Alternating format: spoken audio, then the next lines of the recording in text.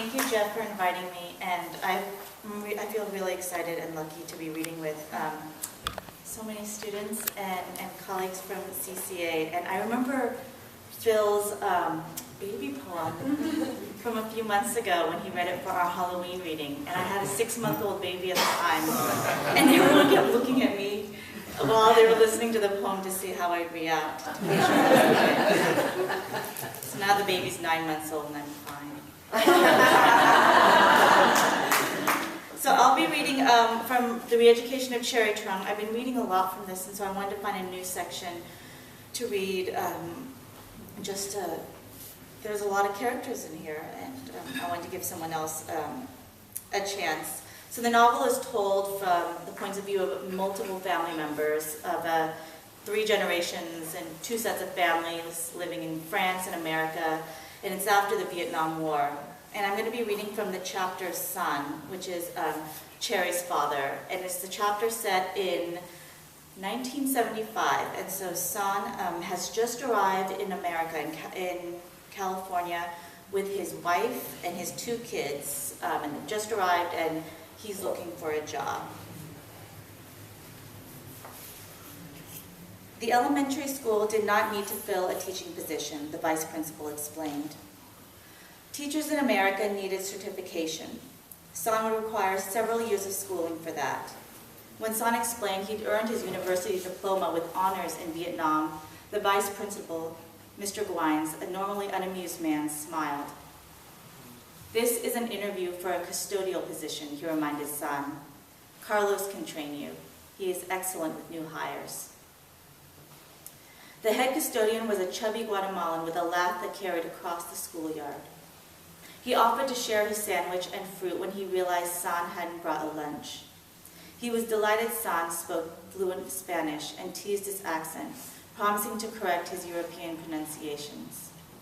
Carlos had arrived in the States 12 years earlier and had 4 children of his own, but they did not attend this school. "Not the same district," he said. "Besides, I wouldn't want my kids to see how these children act.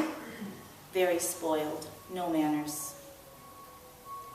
During the 7-hour school session, Son covered the lower division east wing, mopping and stocking bathrooms and tidying hallways and corridors.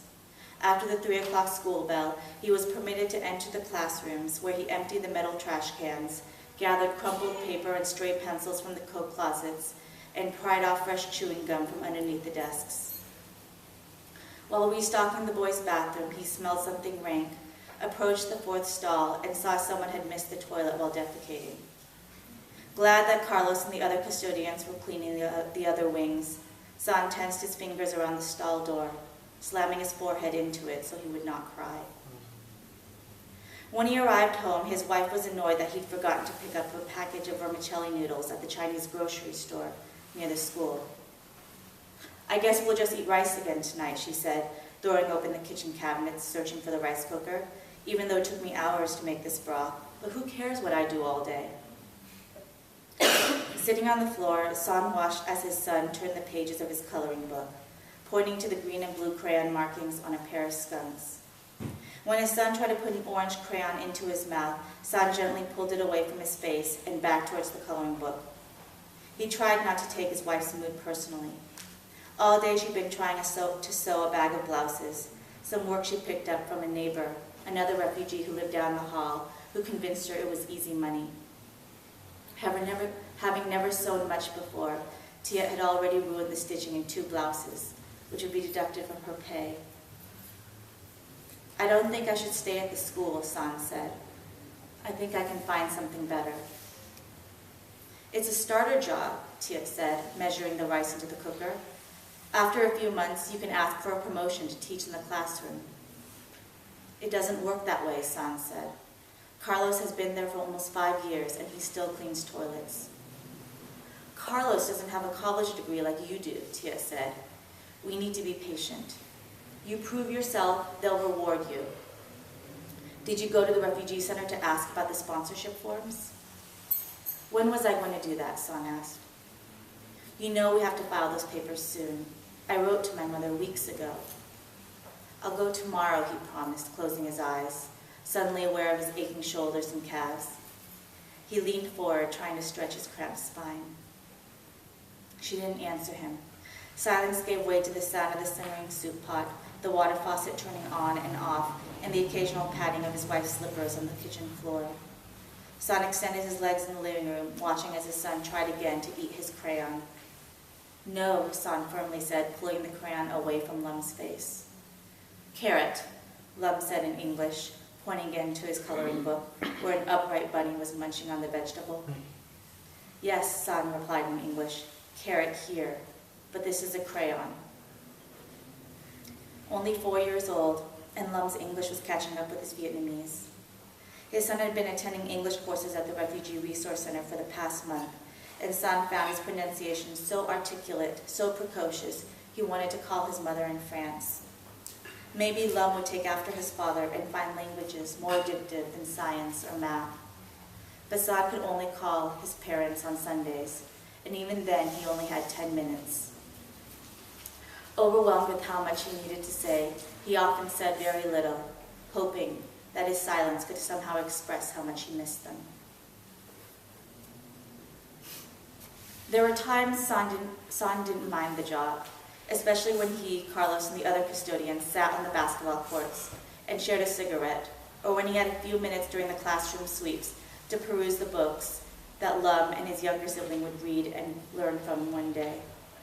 During their weekly call from France, Son's father had requested that if the second child was a boy, his name be Etienne. As for a girl, his research continued. Son suspected his father chose the name to remind him they should be in France.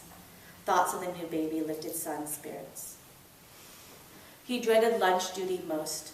Son found these students' young, petulant voices grating, their slang and garbling of their birth language offensive.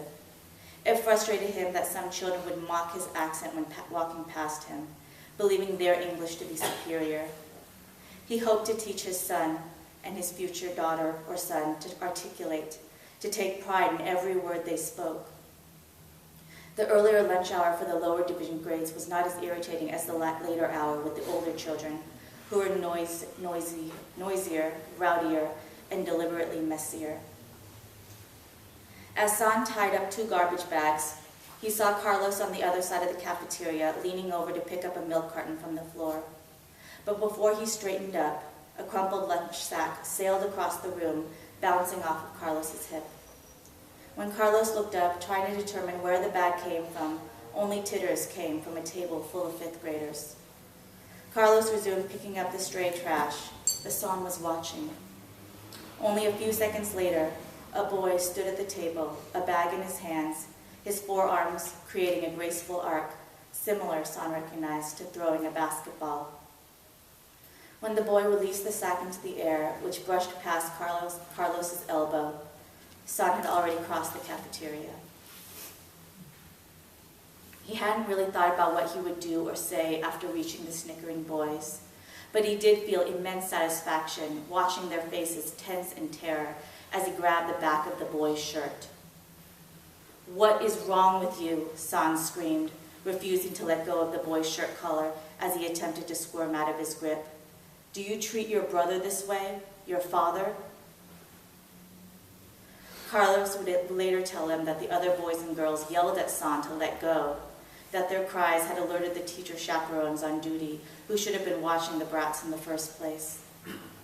But what surprised Son was his attempts to talk to the boy had not even been understood, that of all the languages Son could speak, the one he chose was Vietnamese, gibberish to these American school kids, ching-chong crazy talk. In America, the vice principal said, adults could not touch students in a threatening manner, even for disciplinary purposes. It was against the law. Because Son was a new refugee, because of all the hardships he and his family had endured from the war and relocation, because he clearly did not understand the rules of his new country, the school would release him from his duties quietly without alerting the school board. They would talk to the boys' parents and hopefully persuade them to understand. Carlos gave him a ride home after he cleaned out his personal locker and surrendered his school keys and identification card. "My brother works for the water company," Carlos said. "I'll ask him if he knows of any work." He patted San's arm, and San regretted no longer having work hours to spend with his new friend. Thank you.